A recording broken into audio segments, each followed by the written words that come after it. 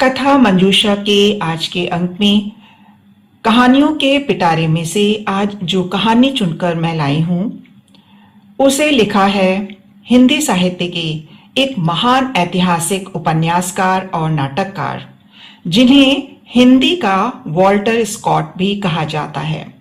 जी हाँ दोस्तों, अब तक तो आप उनका नाम समझ भी चुके होंगे।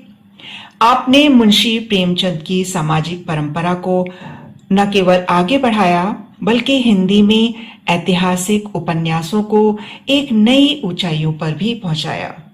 जी हाँ, हम बात कर रहे हैं 9 जनवरी सन 1879 में जन्मे श्री वृंदावन लाल वर्मा जी की।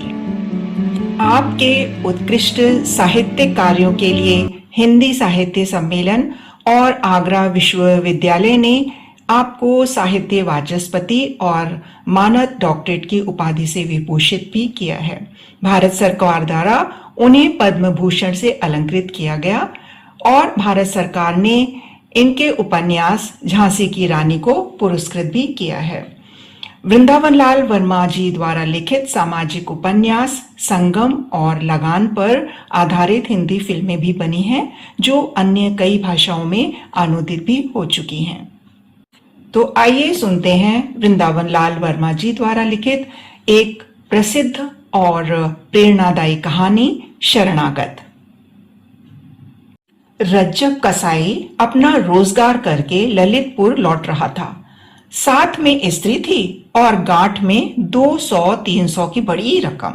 मार्ग बीहड़ था और सुनसान। ललितपुर काफी दूर था। बसेरा कहीं ना कहीं लेना ही था, इसलिए उसने मणपुरा नामक गांव में ठहर जाने का निश्चय किया। उसकी पत्नी को बुखार हो आया था। रकम पास में थी और बैलगाड़ी किराए पर करने में खर्च ज्यादा पड़ता, इसलिए रज्जब ने उस रात आराम कर लेना ही ठीक समझा। परंतु ठहरता कहां? जात छिपाने से काम नहीं चल सकता था। उसकी पत्नी नाक में और कानों में चांदी की बालियां डाले थी और पैजामा पहने थी।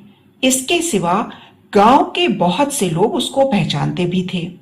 वह उस गांव के बहुत से कर्मण्य और अकर्मण्य ढोर खरीदकर ले जा भी चुका था।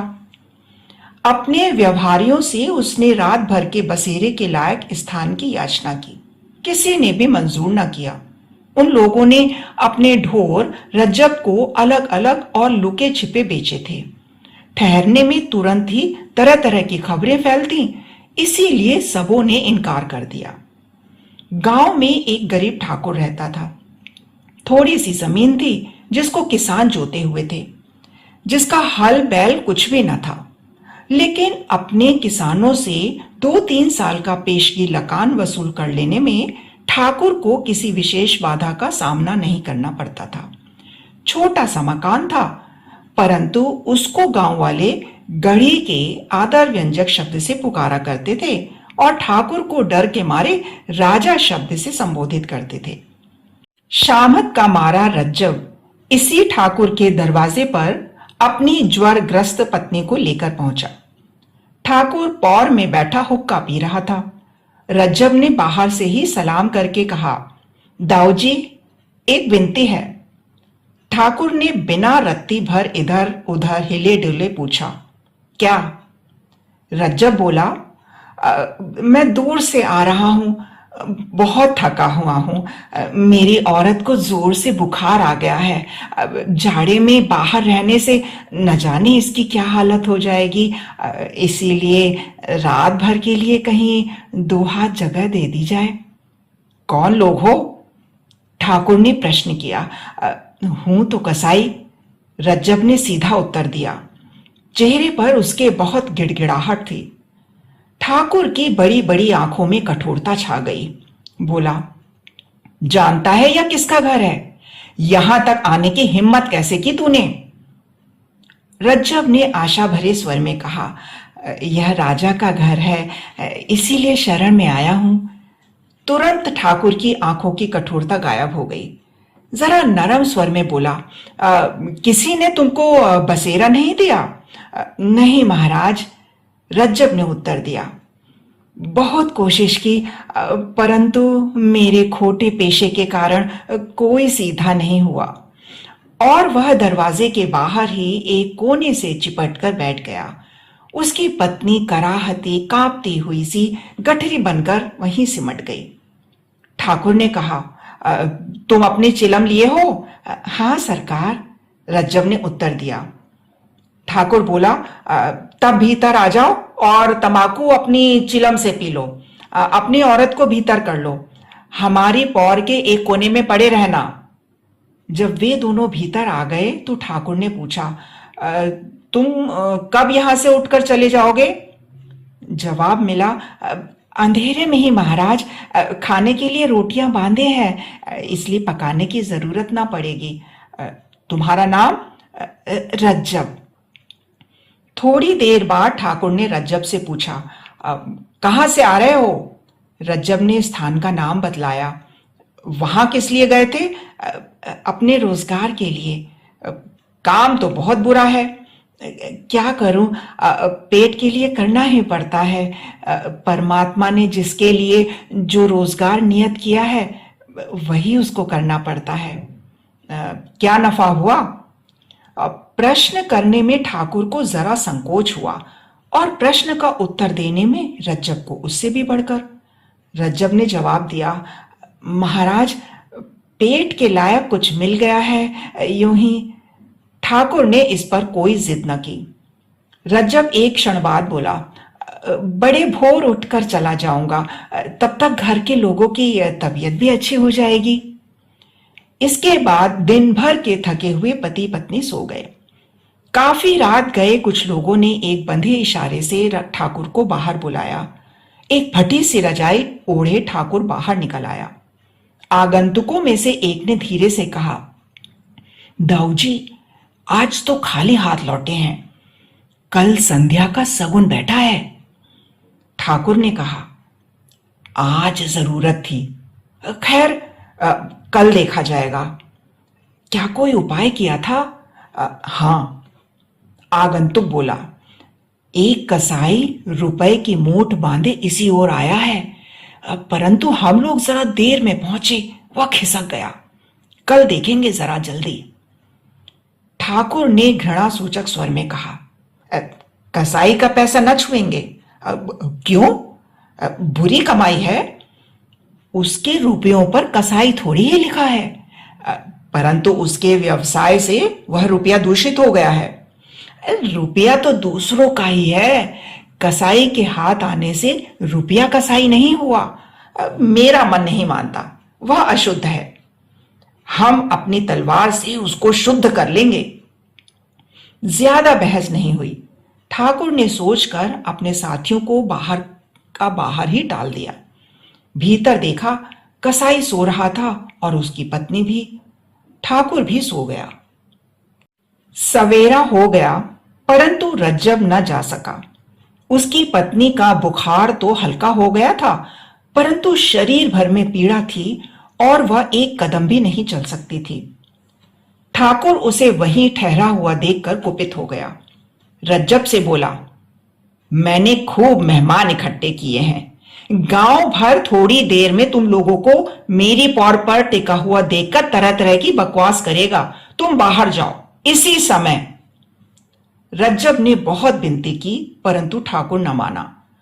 यद्यपि गांव भर उसके दबदबे को मानता था, परंतु अन्य लोकमत दबदबा उसके भी मन पर था। इसलिए रज्जब गांव के बाहर सपत्नीक एक पेड़ के नीचे जा बैठा और हिंदू मात्र को मन ही मन कोसने लगा। उसे आशा थी कि पहर आध पहर में उसकी पत्नी की तबीयत इतनी स्वस्थ हो जाएगी कि वह पैदल यात्रा कर सकेगी, परंतु ऐसा न हुआ। तब उसने एक गाड़ी किराए पर कर लेने का निर्णय लिया।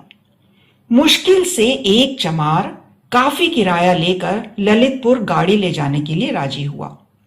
इतने में दोपहर हो गई। उसकी पत्नी को जोर का बुखार हो आया। वह जाड़े के मारे थर थर कांप रही थी, इतनी कि रज्जब की हिम्मत उसी समय ले जाने की ना पड़ी।